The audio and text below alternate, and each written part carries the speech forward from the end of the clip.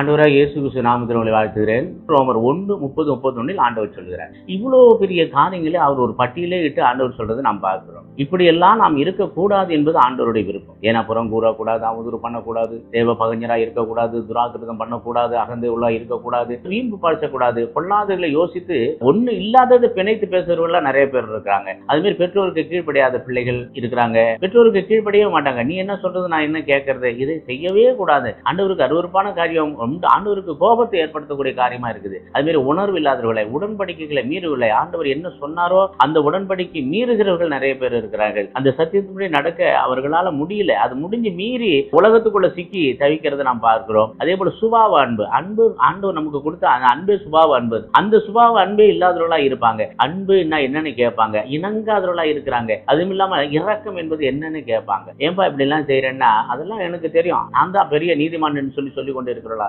இவைகளெல்லாம் விட்டு நாம் விலகணும்னு ஆண்டவர் விரும்புகிறார். சத்தியத்தை அறிந்து அவர் பிரகாரம் நாம் நடக்கும்போது ஆண்டவர் நம்மளை ஆசீர்வதிக்க அவர் போதுமானவராக இருக்கிறார். ஆண்டவர் இயேசு கிறிஸ்து உங்களை ஆசீர்வதிக்கும், பலப்படுத்தும், பாதுகாக்கும். அவர் போதுமானவராக, அவர் என்ன சொல்லுகிறாரோ அதை செய்யும். அதன்படி நாம் நடக்கும்போது நித்திய ஜீவனை நாம் பெற்றுக்கொள்ள முடியும். தேவன் நம்மளை ஆசீர்வதிப்பாராக. ஆமென்.